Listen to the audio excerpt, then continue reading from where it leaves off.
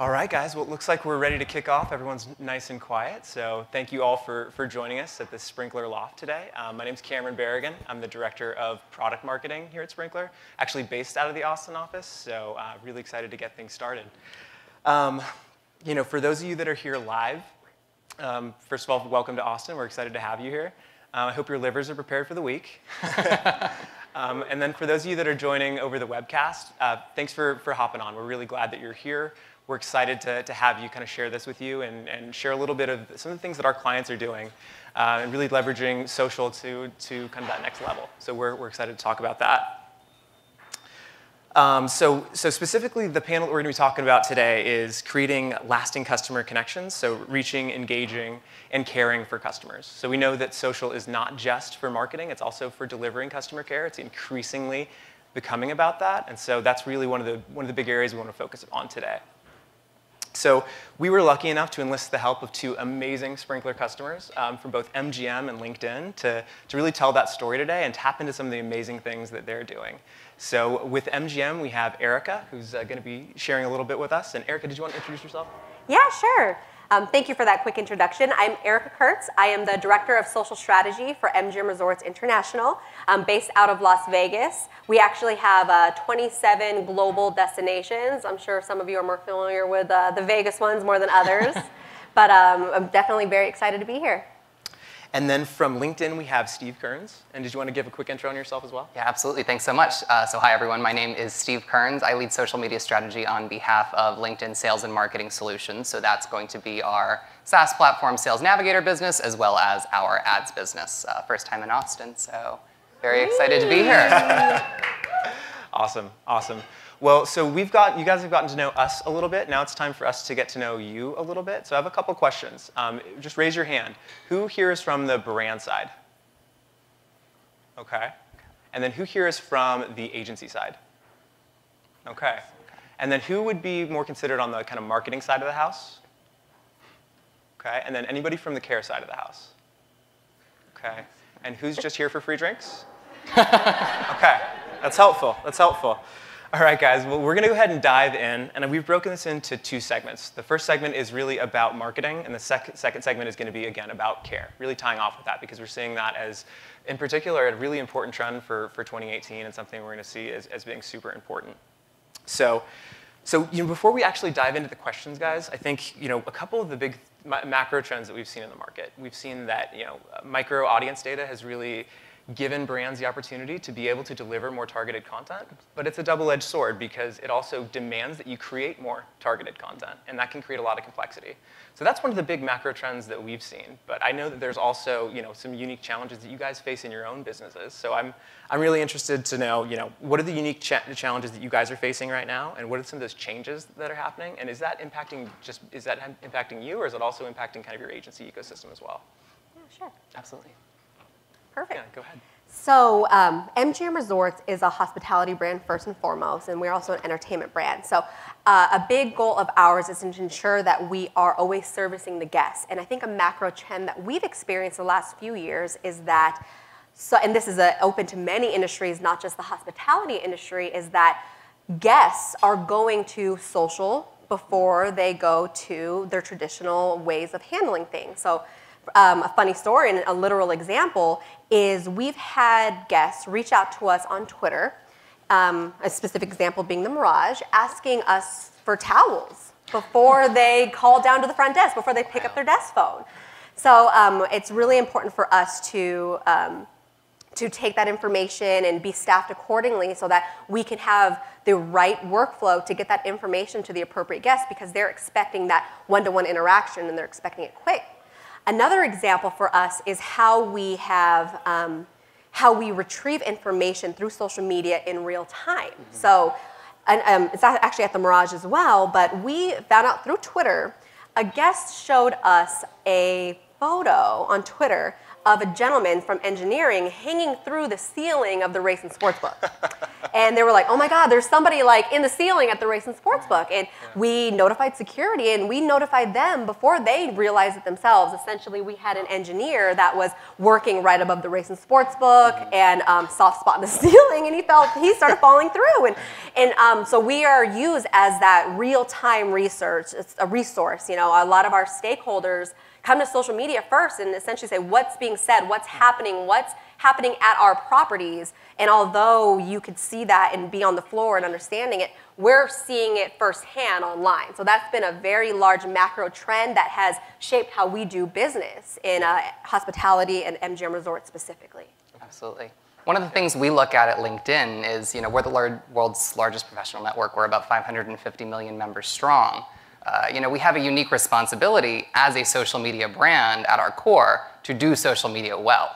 So as a social media manager, I'm kind of sitting there and I'm like, oh, like, these are some big shoes to fill in the sense that, you know, if you screw up, the whole LinkedIn ecosystem is at stake. And, you know, we really regard our members' trust and, you know, our members thinking of us in a professional context as, you know, as a really big deal. So it's something we value a lot. Something that we see as, you know, I sit on an outbound marketing team.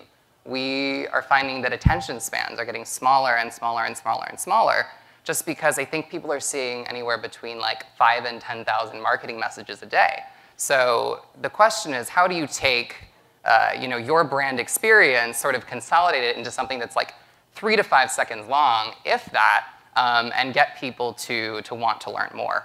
So we're finding that we really have to start like truncating our content, giving people content in the way that, you know, they want to consume it, which is in a very like bite-sized, you know, kind of snackable way. And then if they would like to learn more, they can kind of go deeper and deeper and deeper into the LinkedIn ecosystem, whether that's our blogs, whether that's our Help Center articles, whether that's, you know, taking them directly into the LinkedIn platform. And, you know, the experience can kind of be tailored directly to them because, you know, sort of in its initial state, we're really only being given a few seconds of people's time. Yeah, that makes sense. So I mean, my next question then is, you know, how have you kept up with the, you know, we talked about this, but the increased demand for more targeted content? Did you want to start with that one? Yeah, no, that's a great question. So at MGM, well, first and foremost, we really operate, as I know everyone in social media, but a data-driven content strategy. So what we do is we will deploy content. We, of course, utilizing Sprinklr, and that we have real-time reporting that shows us here are the best performing content types, here's the best performing content themes, what is that intersection, and then optimizing, right? So saying instead of focusing our efforts on this type of content, let's get more granular and let's dedicate our time on what we're seeing performance with. So that is definitely something that is great about our ecosystem, social media, being able to that constant optimization and understanding. I think another component is we all see, now, what does that look like? That looks like to us, of course, is video-based content. Everyone in this room and watching knows video is king, but everyone knows video is also, it's very time-consuming to produce, right? It's expensive. It's expensive to do well. It's time-consuming to make. So we've been able to dive deeper utilizing content themes in Sprinklr as well to say, okay, well, let's look at performance of like cinemagraphs. You know, there's tools such as Plotograph that allows us to animate existing still imagery, utilizing animation. So there's so many different ways to do that. So definitely ensuring that we are looking at our content and optimizing and stopping and not utilizing resources for what we're not seeing performance in. Absolutely. I think in the world of social media, it's very difficult because it's sort of this giant echo chamber where you can put out, you know, 200 outbound social media messages a day on behalf of a brand, and you're never really understanding, okay, is this enough? Like, if you're not there, someone else is going to show up in your place, which is definitely a challenge that I face. But one of the things that we like to focus on at LinkedIn a lot is this concept of doing fewer things better. So, you know, maybe, and like you said, Erica, it's kind of investing in, through reporting, what content is performing the best, what is our audience responding to, so then we can, you know, go ahead and make educated decisions as to how it is people want to consume things. Right. So a few of the things we've been doing with respect to, you know, let's say video, we sort of have like a tiered video strategy. So, you know, we have a corporate brand team that will invest in these like bigger, broader campaigns. So it's going to be, you know, we had a campaign called Real Sales where we go out and we're filming, real salespeople, and we're showing them, that sales is not necessarily just someone on the other end of a phone line, trying to bug you. We're showing that people are, real humans. They have career aspirations, really trying to show that personal aspect. So that's very, high quality, high production, very expensive video. So maybe that's like a once a quarter kind of situation. Whereas we also take internal videos with just our marketing team, and we're like, hey, send us a quick 60-second video about what you're doing on the blog this week, or what's going on Instagram. So I think there's definitely ways that you can scale down a video strategy so that you have a very personal connection if you have a user-generated content kind of deal, as opposed to always investing in $100,000 videos if you don't necessarily have the budget for that. I think doing fewer things better is good advice for all of us. Writing notes. Thanks, Steve. Yeah. it's a constant battle of, I remind myself of that every morning when I come into a barrage of notifications. That's great. So kind of moving to the next question, from a content perspective, we talked about, different, how the demand is increasing. As customers become more wary of brands, engaging on social channels, what are some of the ways that you guys have adjusted your strategies to drive more of that cut through and drive more authentic engagement with customers? Right. I think, Steve, I think we need to put more time and weight into what you were just talking about is UGC, user-generated content. Yep. I think that is low-hanging fruit. I know at MGM, some of our stakeholders might look at that as almost lazy. Why are we just utilizing other people's content? But what we do is we're humanizing the brand. We're showing our audience and that we're listening to them and we're seeing what they do. So I think that is just one opportunity of a way that we're able to take the demand for video is utilizing that. I think that's something that we are looking into doing more of too, moving into 2018. Okay, and I love what you said about this idea of humanizing the brand. There are so many faces. I mean, just look at this room. There are so many people who are behind these big corporate brands, and you don't want someone to necessarily feel like they're talking to this giant corporate monolith. You want to have them feel like they're talking to a person. And at the end of the day, there is a very animated person at the other end of these social channels. So we want to make sure that is communicated in any way possible. Exactly. So that is through GIFs, it's through quick videos, showing people that we are all humans, and that kind of takes the brand from being unapproachable to being something that people really want to interact with and that people want to have lasting connections and relationships with. Can we all take a moment and appreciate the comeback of GIFs as Yes, well? yes. I think that is something that is so engaging. It does that. It's that whole hashtag relevant, hashtag current situation, and again, humanizing yourself with the brand and utilizing things like perfect loops. We get 6 times more engagement, or I think it's 6 seconds longer. You'll look at something like that than a photo. So again, being creative with the content, looking at much more primal or primitive content types it's so easy, it's engaging, and it's definitely something nobody should overlook. Right, and it's kind of I always sit back before someone on my team or I'm publishing a tweet, and you think about, okay, you're scrolling through the feed. What would compel you to click, or what would compel you to take that next action? It's not going to be a hey, check out this white paper, it's really cool.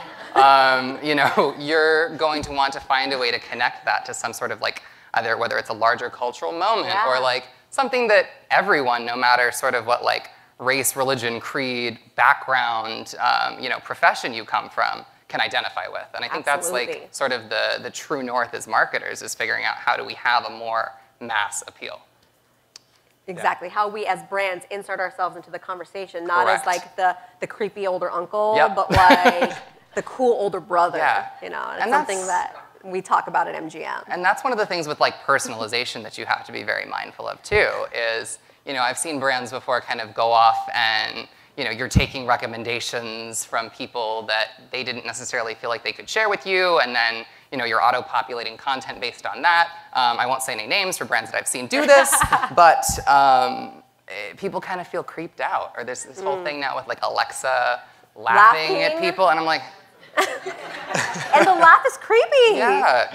Mine hasn't done that yet. So I think it's important to be very mindful of how you're personalizing, and I think humanization is a very surefire way to do that. You're not necessarily opening up the door into someone's personal life or personal information. You're just saying, hey, we're humans too. Love us, pretty please. Yeah. That's really interesting. I feel like a lot of what you said about kind of, and you guys, we're both touching on this, but making your brand not a monolith and making it more human is really, that feels to me like the big theme of what I just heard there. Yeah, absolutely. That's great. So for all the marketers in the room, I think the next question is going to be particularly interesting. I think this is the million-dollar question that we all face, me speaking as a marketer. You know, how do you measure your performance and articulate your success back up the chain to leadership? Yeah. Everyone write down. No, I'm just kidding. There is no perfect solution to that yet, right? So MGM is actually 77,000 employees large. So Wow. it is definitely a chain. There's definitely stakeholders that are really important. I think Sprinklr, and this isn't a plug either, guys, but no, it's been such a great tool and providing us with extremely comprehensive reporting as in real time as it can get. And what we do is on a pretty frequent basis, so whether it be after the launch of a campaign or through just monthly reporting, we distill it down to key insights. So we look at, okay, what are our benchmarks? Are we meeting or exceeding those benchmarks? How do we pace against ourselves over the last trailing 12 months, or how we compare ourselves against what our competitors are doing in market? Utilizing graphics are key, of course. Screenshots of the content that is seeing performance versus what's not. The content theme versus content type intersections is something that we really use to drive that content strategy. So I think just ensuring that what I'm getting at is the most important part of that model is optimizing or looking at like what our next step is. So now taking this data, it's all numbers. It doesn't mean anything unless we're going to act upon them. So it's really after we kind of outline to our stakeholders, here are the insights that you might find important that impacts the business and it can impact the operations of our business. Here's what we're going to do to either change how we're acting upon that or optimize it and continue to do as such. I think one of the most important things too is sort of level setting before you even go down this whole like metrics and KPIs, black hole, and saying, okay, what is the goal that we want to accomplish with our social comms? So, are we exclusively trying to generate brand awareness? In which case, like the KPIs you're going to look at for that are going to be entirely different. You're going to look at, metrics, reach, engagement, impressions, sort of like click data, stuff like that. Whereas, for us, we are kind of a little bit farther down the funnel, and we're looking at, okay, who is clicking from one of our tweets or one of our LinkedIn posts or one of our Instagram posts directly into our campaign manager instance and then creating an ad, for example. So in that case, we're looking more at like conversions. We're looking at revenue that we can attribute directly back to one tweet, which is pretty cool. You mentioned like looking at people and what people are talking about. I don't think we put enough importance there as well. It's really important for us to look at our earned media or what. It's one thing to talk about what our outbound content is, but a much more important conversation, or equally as important, is what our inbound conversation looks like. So is our content being successful? Like you said, it could be measured based on engagement, click-through, conversion, et cetera, but also is our audience that we're trying to talk to, is it resonating with them? Are they talking about it? Is it stimulating the conversation or provoking that conversation? I think is another very important metric that isn't. There is no KPI for people talking to us or about us, right? So I think that's also very important. Absolutely. Yeah. So I mean, again, recapping some of this stuff. What I'm hearing here is identifying the right metrics, right? Because each brand is going to be different. They're going to have their own metrics that are going to be critical for them. And then from your side, it's really about communicating those back to the right stakeholders to be able to augment your strategy. Yep. Absolutely. Right? Okay. Plus one. We're a pretty large organization at LinkedIn as well, and one of the cool things that we'll do is you can do like an auto export in Sprinklr. So you can take exactly what you're seeing in your social media manager's dashboard, compile it into like a PDF report, and send that straight up the chain. So we can say, okay, here's how we did this month. It's a quick health check. It takes really no time on my behalf, and can really, like you said, Erica, help you articulate the business goals you'd like to accomplish or what the next natural step is based on the information that you have. Yeah, that's great. That's great. All right, guys, so we're going to change gears for a second here. I think we started with marketing, and we got a good sense of that. We know there's a lot of marketers in the room, but we also recognize that care is going to be a huge priority for the next year, and it's going to be a huge priority in social going forward. We know it's here to stay. And so, as we think about that, looking at some of the macro trends that we see as a business that we've helped a lot of our customers with, just looking at, the consumer preference for digital interaction has increased. And so to have brand side resources to be able to manage that interaction. That's a reality that we see. We've seen some research from Gartner that points to the fact that by 2020, 90% of customer service will be through social media. Mm-hmm. That one shocked me a little bit. But I think that's good news for Sprinklr, right? Yes, it is. But thinking about that, from your side, how are you guys handling customer care on social, and what are the biggest challenges you guys have had to adapt to in the last few months? And I think we might start with Steve on this one. Yeah, absolutely. So I have to give a quick shout out. I had a call this morning with the head of our customer support team, Nicole Clunan, who's based out of Omaha. She kind of gave me like a big dump as to how her brain works from the customer care side of the house, considering I'm more on the outbound marketing side of things. But the way we look at it at LinkedIn, we have a team of 9 people that sit in Omaha that are responding to customer inquiries across Twitter and across Facebook. One of the interesting things about LinkedIn is we are sort of harboring, or we're sort of the safekeepers of people's professional data. So it's often very, very personal in the sense where this is someone's entire professional life that they've now imported into our platform, and say they get locked out of their account, or say there's a situation where a link is broken. People are going to get pretty upset about that because they're going to be like, hey, if I'm an influencer and I can't access my account, people are going to think I did something wrong, which I totally didn't do. So it's really important to sort of embrace those one-to-one interactions and almost a very quick response. The team works very, very aggressively to make sure that all customer needs are met. So I think necessarily having that like human connection there is really important, because what we don't want to happen is to have someone say, hey, LinkedIn, where I put all this data, where is it, where did it go, and what are you doing with it? And to have like a bot on the other side of it saying like, thanks for your note, like we'll get back to you shortly. Because I don't think that's really going to help de-escalate any sort of situations when it comes to people's personal and professional data. Yeah, absolutely.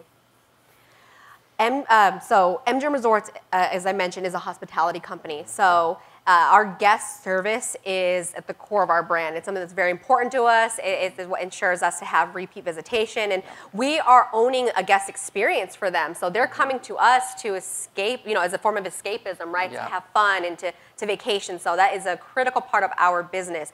I actually have the head of our social customer care team right here in the front row, Paul.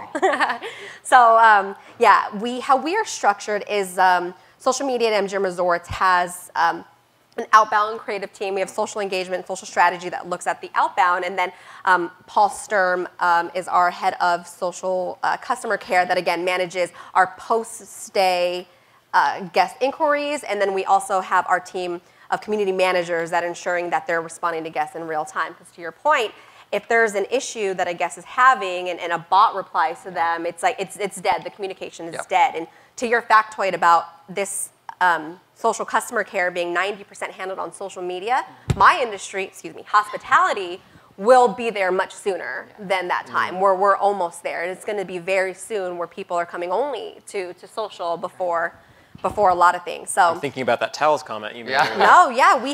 We have guests that have issues with there's something wrong in their bathroom or not having an amenity. They come to us right away. Absolutely. They also come to us in positive light.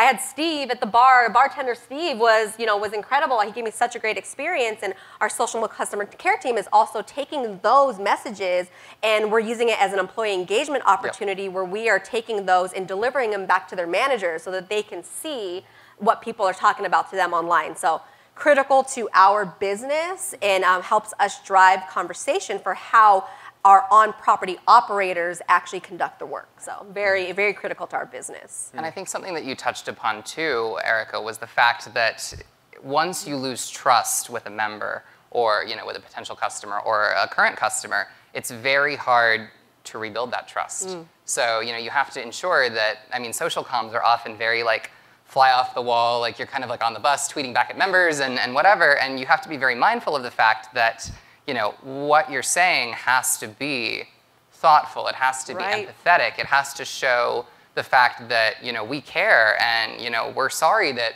you've had this experience or that you've felt this way. So, let us make it better for you. And then there's going to be someone on the other end of the line communicating with you rapidly. You're not being put on hold. You're not getting elevator music. You're having a one-to-one communication with, in both of our cases, two of the largest brands in the world. So. Yeah, we've just recently, in the last few years, have started to overcome obstacles with some of our traditional operators when we're saying, hey, somebody tweeted this is wrong, for them to say, what? Is that serious? Like, do we need to do something about this? That @John Smith is tweeting, we got to do something. So it is something that we have overcome in the last few years. And yeah, our stakeholders, our hotel operations team see it as a critical part of the business to ensure that we are having those one-to-one guest interactions. I mean, that's kind of a nice bridge into the next question, which is, how do you make those relationships last? How do you leverage these care experiences to galvanize those relationships with customers in the long term? So I think sort of in like a forward-looking perspective, one of the things that I was chatting with the head of our care team this morning was about, what does the future look like for customer care? It has to be a lot less reactive, and we kind of need to flip the table a little bit and start having more of sort of that outbound marketing mindset when we're looking at care. So one of the things she up-leveled to me was this idea of having short, maybe it's daily, maybe it's weekly videos that the care team is putting together saying, hey, we've been getting a lot of inquiries recently about X, and maybe it's getting locked out of your account. I'll keep using that example. Here's a potential workaround. Here's how you get in touch with us. Here is how you solve that problem. So it's saying to people, hey, we're not just going to respond to you when you're having a bad experience. We're sort of saying, we're thinking about this in advance, and that's the message we're communicating to members, is that we really care. This is, I think, you said outbound marketing, and that stuck with me. I think that is the biggest opportunity and something that this is probably the most exciting question you've asked me today. No. But that is something that our team in 2018 is really working on, is creating those outbound pieces of content that are outside of just, post-stay care and things like that. So a couple examples. MLife Rewards is our loyalty program for MGM Resorts, and we just launched a new MasterCard, mlife.com/MasterCard if y'all want to apply, but we were like, you know what, we should do some inbound listening and see people who are, hey, I can't wait, I'm so excited, I'm coming to Vegas, who are MLife members. We were able to take some of those, scrub them against some of our MLife data to find some customers, and we have been able to surprise a couple members with these crazy, one-of-a-kind experiences. I had a couple named Paul and Daniela from actually here in Texas, and they came out to Vegas. They were celebrating their anniversary, got all this information on social media because we're professional stalkers, everyone in this room, and we were able to bring them in. We completely gave them a one-of-a-kind of experience. We brought them to Bellagio, set up a personalized table out by the fountains. We were able to find out from them in their social profiles that Paul's grandmother was from a town called Gorizia, Italy. We were able to have a custom curated menu from Gorizia, Italy, made for them. It was, we created lifetime customers through that experience. We had another couple through a similar program that, their favorite food is steak. They couldn't wait to come out to MGM Grand and go to the steakhouse. What we were able to do through learning more about them and their social profiles is we were able to take them out of their room. Well, first we upgraded them to a suite. We took them out of their room on a little VIP tour of the Strip, and while they were gone, we brought the steakhouse to them. We brought the whole steakhouse to their suite, server and all. So watch MGM Resorts channels because we have a lot of fun, exciting stuff in 2018 around creating these personalized experiences of people coming out to Vegas.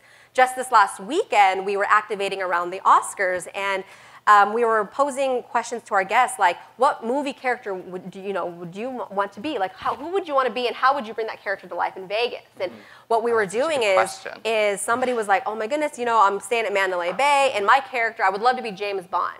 We have a lounge at Delano, which is attached to Mandalay Bay, called Skyfall.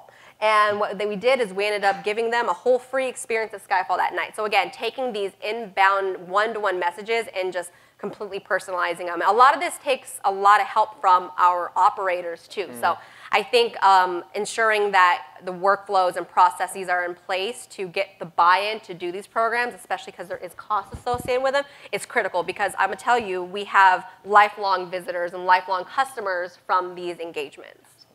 All this steakhouse to your room talk, my anniversary is coming up, and I'm feeling very much like... Like tweeted MGM Tweet Resorts. Me, tweet me. I'm going to tweet you. Don't worry about that. Don't worry about that. All right, so tying back to the kind of what we started with this topic, given the ever-increasing demand for customer attention on social, and we know that's going up, and it's increasing, and it's increasing, and it's increasing, what are you guys doing today to be able to maintain the same level of engagement and the same kind of quality of experience that you're doing today as that demand continues to go up, and likely knowing you're likely not going to have the same commensurate resources on the human resource side to be able to drive that? Yeah, so I think it's sort of two-pronged. The first is obviously going to be how can we leverage technology to help us get where we need to be. So obviously Sprinklr is an incredible tool to help you do that. There's other tools out there that are going to help optimize the customer support and customer care process so that people are either able to very easily manage those support tickets, or how are you organizing all of this information that's coming at you in hyperspeed. So I think technology can really be leaned on for those purposes. Obviously, the other half of the equation is going to be something we've referred to at LinkedIn as team and talent. So at a certain point, you have to identify, okay, what is this inflection point where I need to start devoting more resources because it is mission critical to your brand, to creating lasting customer connections, to be able to have a very strong and robust social presence. Absolutely. Because Erica, I loved what you said about this idea of creating these lifelong customers. Once you do that, and I think social can play such a huge role in that, that's a business case in itself right there. Absolutely. What was the question? I'm so sorry. I was so deep into Steve's answer here. I was just we're getting really passionate up here, and we're just like... The question's really as demand Yeah. goes up, how are you guys keeping that same level of service? So what I do love, social media is this constant augmenting of strategies, right? So at MGM Resorts, we have been very privileged to have looked at how we need to service the business and then restructure. We've been in the same boat where we haven't exactly have been able to have, from a human resource perspective, the additional bodies whenever we need to do what we need to do. But we have been able to recently restructure how we do our business. So putting more focus on social customer care that Paul's helping lead. I have a team that is fairly new that just oversees social strategy for how we engage the respective brands through our parent brand. And then we have our lead of social engagement, who you will be hearing from tomorrow in the front row as well, Bianca Chan. And she oversees our property, the day-to-day property activations that we do. So we have just recently restructured to put more emphasis on social customer care and community management. So again, it's going back to our earlier conversation about ensuring that we are looking at our data-driven content strategies, seeing what's performing, putting more focus there, and then ensuring that we are reporting to our key stakeholders and letting them know the impact that we're making through our guest connections. Okay, yeah. And I think that's something that a lot of the customer care teams we talk to right now are feeling under-resourced and strapped. And so they're all trying to solve that problem. So I really appreciate the perspective from both your businesses. So last question on this front. As we think about creative ways that people are trying to solve for this problem we just talked about, artificial intelligence and bots are two things that are emerging that I think really gained a lot of notoriety last year at South by, and there were a lot of companies out here talking about that. So I'm interested how you guys have evaluated that and thought about that as you think about your care strategy in particular. Yeah, so one of the things sort of our constant lens is at LinkedIn, we have this core principle called members first.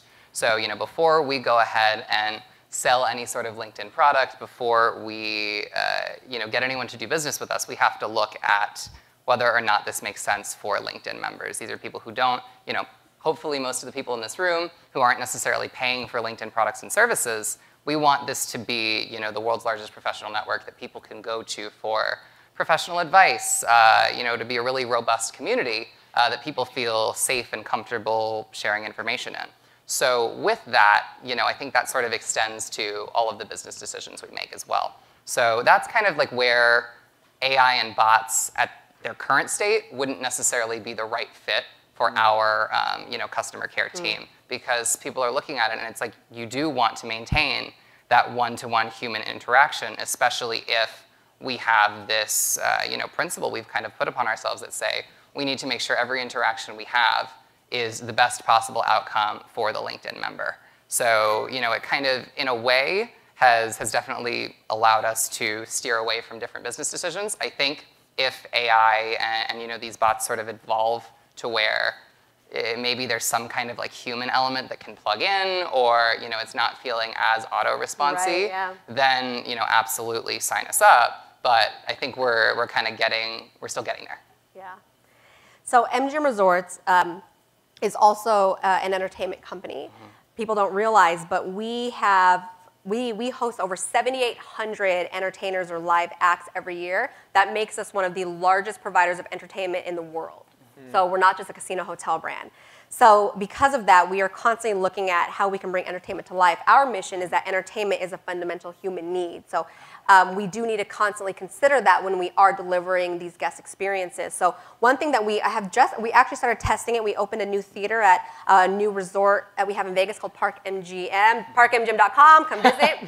And what we were able to do through this theater is we would ask guests, because it was a new theater, tweet us your ticket and we'll show you where your seat is. Mm-hmm. So we were able to show them parts of the theater so that they could find their seat better, and bringing that to life even more so through AR is definitely on the roadmap. Mm-hmm. Also showing our entertainment experiences through AR and VR, so giving you a taste of what you can experience before you come out to Vegas is on the roadmap, something that we're talking about right now. Another technology that's on our roadmap is we are very close to launching a mobile app. So. Which is very similar to a lot of hospitality companies where you can, from your phone, check in, go straight to your room, use your phone, RFID, swipe, you're in. How do we continue to bring that experience through life on social media and have that full connective integration? So it's not necessarily a bot, but talking through just AR, VR, and where future technologies go, we definitely have our eye on it, and you will see more. You'll see more from us in that space and all the other hospitality and entertainment brands as well. Yeah. Okay. Very cool. Very cool. Well, guys, they tapped me out of questions. I'm out. But we'd love to get some questions from the audience too. So if anything that we've talked about today has sparked any interest, I'd love to hear from you guys. And actually goes for anyone on the webcast as well. There is a way to submit a question through that webcast, so feel free to enter those in, and they'll be asked in the room. Yeah, in the back. Oh, thank you. Quick question. We sometimes get caught in our own bubbles of the tools we're working in and where we work, and we forget that not everyone knows as much about social and data, or social and digital as much as we do.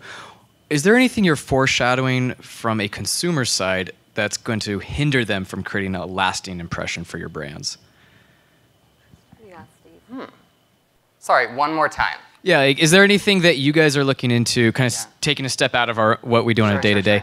That are going, we're starting to notice these trends from consumers that we need to overcome, from creating a positive experience, or whether it's we're not responding on care quick enough, whether we're not understanding them across all their social networks and their email. Is there anything you're noticing or foreshadowing? Absolutely. So one thing we've noticed is sort of this decline in trust. So consumers, I think maybe it's a result of sort of the climate we're in right now, politically, or just where we're at as a nation. People are a little bit distrustful. So, when someone or a brand goes out there and says, hey, this is fact, or this is what we're up to, or, this is some information that we're disseminating, I feel like consumers' auto-response is, oh, well, I don't know if I believe that, or I don't know if I trust you, or I don't know if this is in the right context. So that's something we're very mindful of at LinkedIn, is, ensuring that all of our comms and sort of how people view the platform is in the most sort of we want it to have a lot of integrity. So that's kind of how we look at that problem. We're making sure that we're not trying to make sweeping generalizations. We're not trying to go after other social media platforms for what they can and can't do. We're just saying, okay, here are the cold hard facts based on LinkedIn data that we can then share with you. Draw your own conclusions. So, I think for MGM, what we are seeing is we have our customers are wanting more that behind the scenes, that insider's look at our resorts. Instead of, you go to a hotel's website, right, and you see architecture photos and beautiful lifestyle. We're seeing a need and a want for more live content, real-time content. I think also, people, this happened yesterday. Somebody Facebook DM'd us, private messaged us and said, my name, I can't even remember his name. Oh, his name was, what was his name? I can't remember his name, but he was like, my name is Steve. Right. I'm going to be there. I'll be on the casino floor at this time. Be on a lookout for me. I'm Steve. And I was just like, Steve, where's Steve? Someone needs to go find Steve. So we have, consumers are wanting this happened yesterday.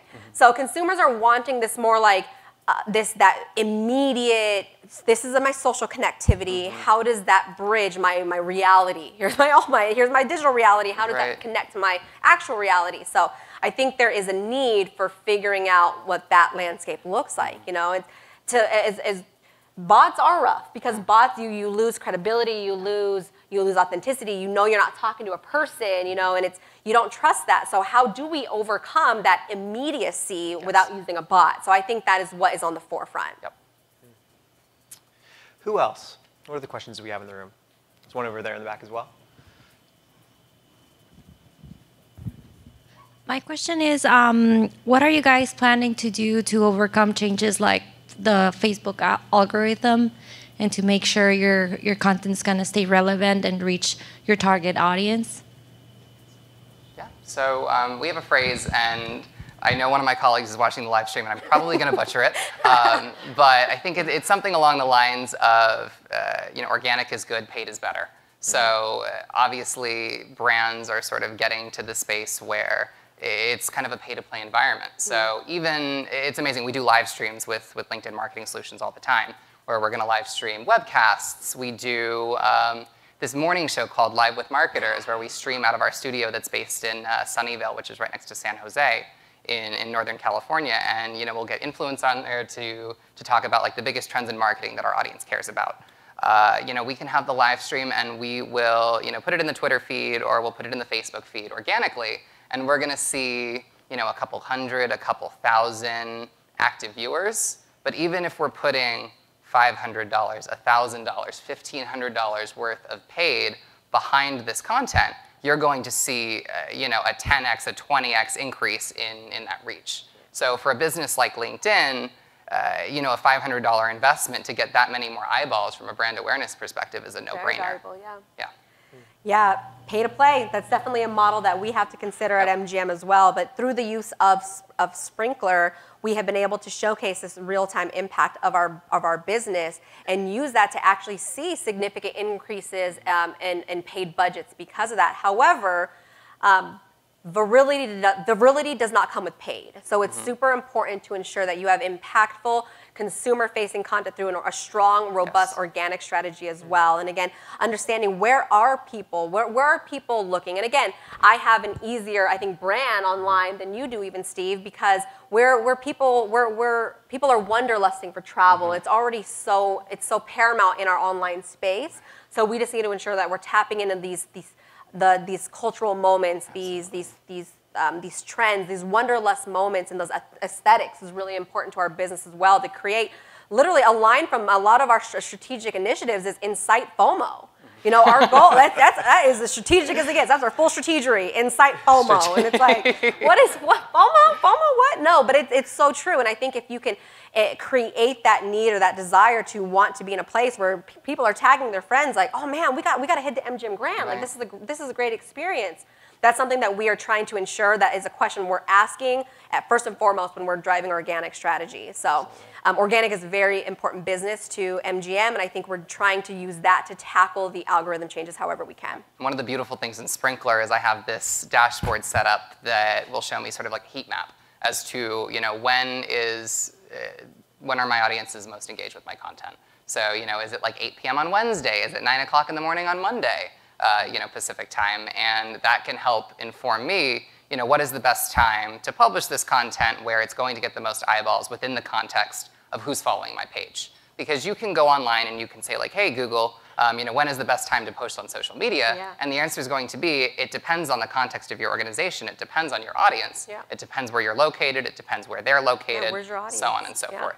So I love the idea too of sort of showing up for these like larger cultural moments. I mean, case in point, here we all are at South by Southwest. And one of the things we like to do at events is we'll go and obviously plug ourselves into that conversation stream by using all event hashtags, by engaging with people, by live tweeting sessions. And that's going to get these newer eyeballs who like, hey, if you didn't realize that LinkedIn had ads, or LinkedIn was more than a place where you could just kind of list your professional relevancies, then you now know, and you're now kind of like plugged into our, for lack of a better word, our marketing drip, and hopefully will one day become a customer of ours.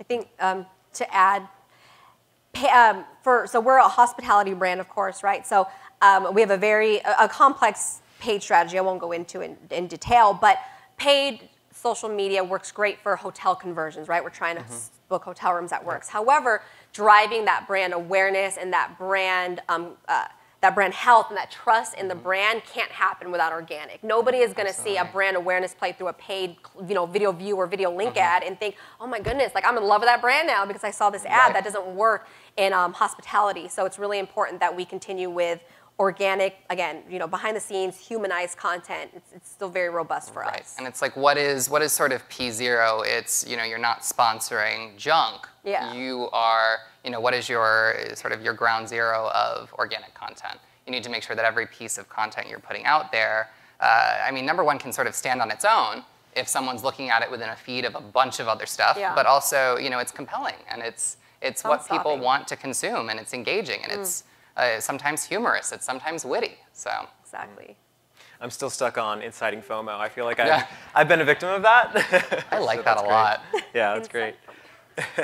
So what are the questions we have in the room? Or do we have anything coming through the okay. Other questions in the room? Yeah. Oh, if you have a mic coming your way. Oh, sure. So everything you're talking about is very now and maybe next year. So I'm going to challenge you. Where do you see yourself in 5 years? I'm assuming at the same companies. So we'll go with that in 5 years. And what's going to be different? I'm just going to say dream a little bit. Absolutely, yeah. So it's funny, Frankie, who's my events counterpart, who's sitting right here in the front row, and I were chatting about this morning. I think there's an opportunity for LinkedIn, just sort of, at least from where I sit, from the marketing business. We're primarily B2B.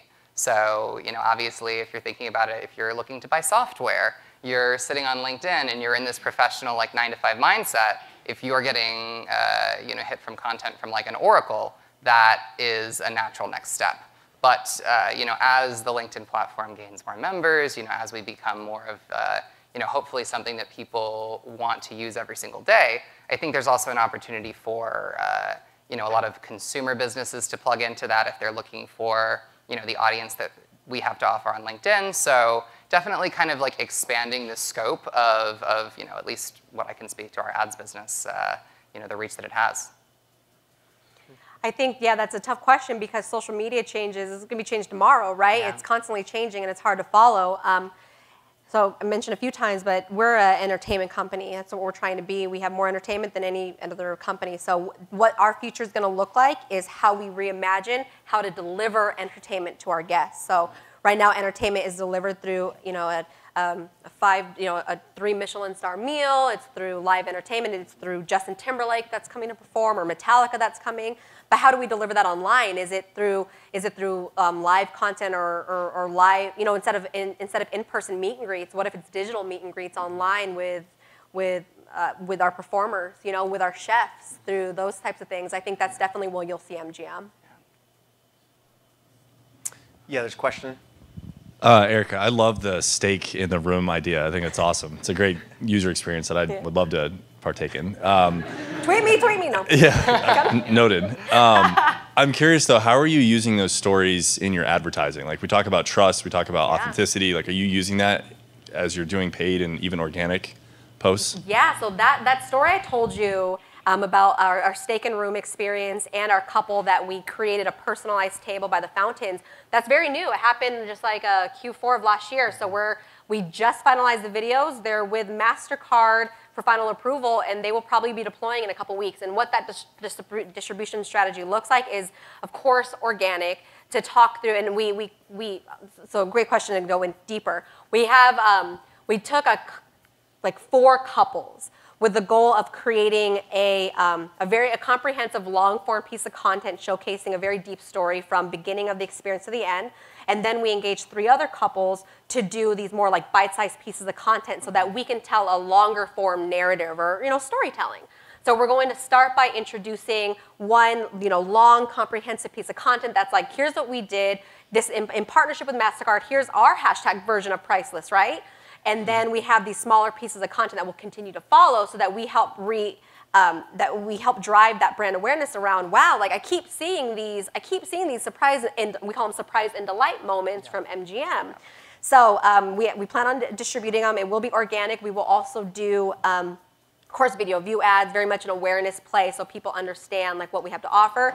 And then not going into too much tactical detail, but may hit you up with some retargeting to sign up for a MasterCard because of what it's for, right? That's the end goal there. But our ultimate goal was really to drive, increase the brand health, like the positivity around, wow, like these are crazy experiences. And because we did partner with MasterCard, the experiences are essentially priceless. They're not purchasable. You can't call the front desk, and say, bring me the full steakhouse. I want a waiter and I want this. So we really tried to make those priceless experiences happen. So that is what that's going to look like. So stay tuned. In the next probably 2 weeks, it'll go live. Yeah, absolutely. And to your point, one of the ways we like to do this and sort of become bigger than ourselves as a marketing org is enabling sort of a sense of customer advocacy, or brand love that's not coming directly from like my desk or my boss's desk or my boss's boss's desk. And one of the ways we'll do that is we will take sort of information on who is a LinkedIn power user, who is a Sales Navigator power user, or an ads power user. We'll send them an email and say, hey, we are offering up this prize, and it's nothing terribly intense. It's like an Apple Watch, or it is a free subscription to something, or whatever. And what that allows people to do, the entry rules are, hey, tweet out how much you love LinkedIn Sales Navigator, or how are you using that more effectively, or what are your tips and tricks. And what that does is that really is getting our customers into the feed. We're not really prompting them to do anything, and we're not having them sign forms, and we're not really controlling that narrative. We're saying, hey, go out here, share how much you love LinkedIn Sales Navigator with the market, who most likely are probably like-minded individuals who may be apt to purchase a similar solution, and they're kind of doing that work for us. So something we found to be really effective in the past. That reminded me, kind of twofold part to your question as well. We sought out through our inbound listening prolific social media users, obviously, because we want to ensure that they are telling that story themselves, because that's the more valuable than anything we deploy. We actually also conducted phone interviews of just saying, like, why are you coming to Vegas? What brings you out? So that we can ensure that we're talking to people that are very outgoing, who would be willing to be on camera. So we did indeed capture the experience via video is what it's going to be deployed out with, yeah. And I love that reminded what you me said. of like the customer. I love what you said too about people telling your brand story on your behalf is so much more powerful than anything that either of us could ever say. That goes back to the idea of trust. It goes back to the idea of why having a pool of customer advocates is so important. So love that. Did you say you give away Apple Watches? Yeah. Well, my steakhouse room is not good enough for you. I'm going to get all the swag. It's going to be great. Other questions in the room?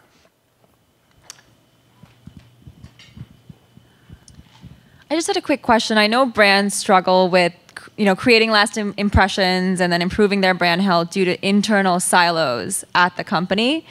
So I was wondering, what type of advice do you have, especially between obviously care and marketing, but then also kind of organic and paid being handled by separate teams as well? What type of advice do you have for those brands on breaking through that, and kind of where you've been able to evolve to in kind of your different brand journeys? Yeah, absolutely. So we like to call sort of what we do working cross-functionally. So we have so many different stakeholders in the LinkedIn business who run our paid social strategy, who run our organic social strategy. Then we have everyone who is kind of sitting on top of that, who needs social to plug into the initiatives they're doing.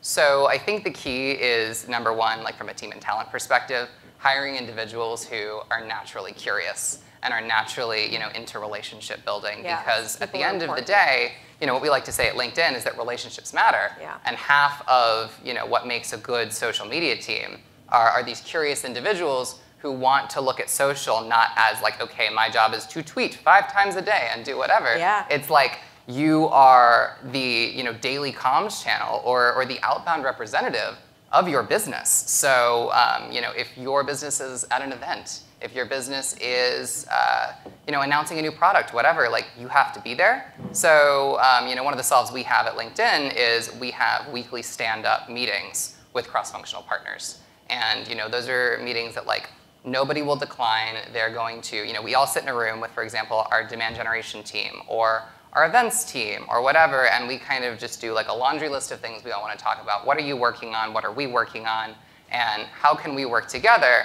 And what do we need to put in place in order to enable that? Because at the end of the day, it can get a little hairy when you're not necessarily always like sitting directly next to the person that you need to activate with. Yeah, we're in a similar instance where we don't, these teams don't necessarily sit with each other. So very tactical, but of course we all use, we're in Slack channels, right? We use Slack, we're constantly sharing with each other. We talk about funny guest response that we share with each other. We ask, hey, did anyone find Steve in the casino yet? And like we'll talk to each other like via Slack. I think I gotta go to Vegas after this chat. Steve, you're all my paid customers. Everyone's gonna be looking for you now. Now, another thing that we do is, like I mentioned just briefly earlier, was so that's how we do from an interpersonal component. And we ensure that there is daily communication with each other through various Slack channels. We even celebrate wins within our teams from an outbound content perspective or customer care perspective. From a stakeholder perspective, what I was mentioning earlier about how we're taking these inbound guest responses and taking the names of the people. For example, Steve, who's also my bartender and every other part of my story. But if somebody says, I know, you have 6 jobs at MGM, so just let me know. But when somebody's like, that bartender at Excalibur really made my experience everything, we do take that back and we share that with their management team. And so that helps reinforce the importance and the need of our team when we're actually bringing it to life and acting upon it. I think that is something that even we struggle with, especially because I was mentioning social moves so quick, but ensuring that we are reporting back on what's performing, what's working, and showing the wins that we have accomplished through social. It's really important to carve out that time to do. And I think it's also sort of one of these ideas of not necessarily people coming to you as the social team with asks. Yeah. It's you going out and educating these partners and saying, okay, here's how social can help you take whatever you're working on to the next level. Yep. Like you said, with all of these incredible customer experiences that you're thinking about, those wouldn't have existed unless so many different parts of your organization came together, plugged into each other. So it's kind of showing people what is the end goal here and what can we provide, what value can we provide, and then it's sort of mapping it back into like, okay, let's find a work back plan so we can actually make this happen, as opposed to just being like, someone pings the social team and it's like, can you do this, please? And then the social manager's like, I've had those moments before. But that's interesting. That maps back to what we were talking about earlier when we were talking about articulating value back up the chain. I think if you build a groundswell with the other teams you're working with, that helps tell that story for you. Yeah, that's great. And I know I saw another question out in the audience. Thanks. So you both have touched on the importance of customer care and customer experiences, but also how important it is to pay to play, or how important advertising is now. At some point for every brand, it seems that those two intersect.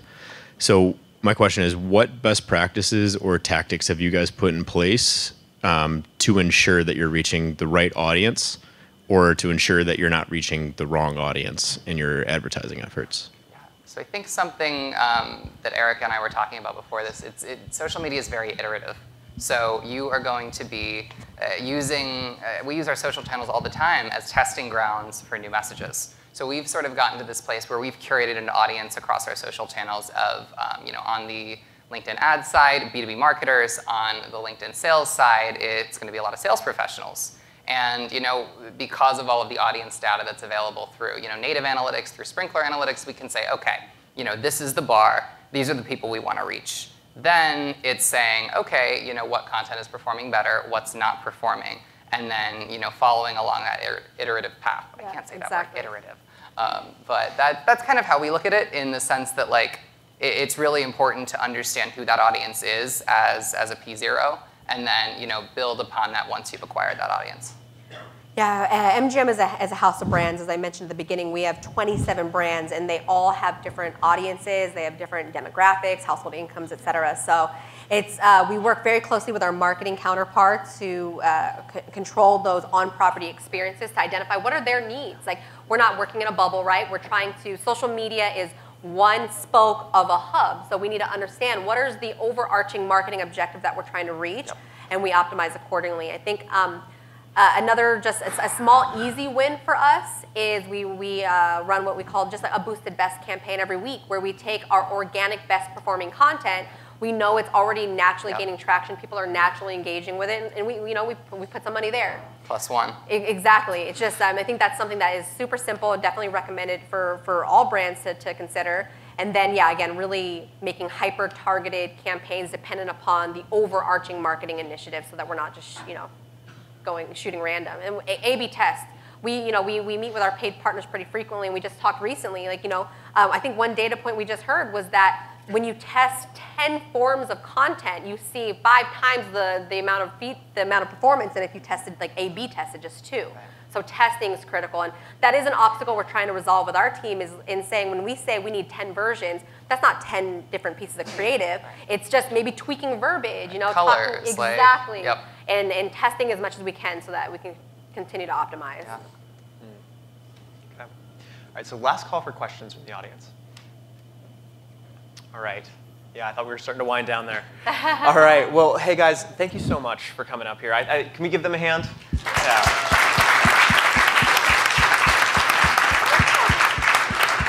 Yeah, I certainly learned a lot from, I think the uniqueness of both your businesses, so that was huge. Thank you so much. So I wanted to just, one last thing as you think about the rest of the time here at South by, we're going to have a couple more of these events. Tomorrow we have one on the top biggest social trends of 2018. That's going to be led by our VP of Product and Solutions Enablement, Paul Herman. And then we have another great event on Sunday, Women in Social Media. It's going to be great. There's a couple great CMOs on that panel that are going to be, it's going to be a great one, led by one of my colleagues, Kavya Nath. So definitely something we're excited about. So feel free to come back. We definitely want to see you guys here. We want to see our customers. We want to give you guys some love. So thank you so much for being part of this today, guys. We really appreciate it. And we hope you have a great South by. So thank you very much. Thanks, everyone. Thank you, guys.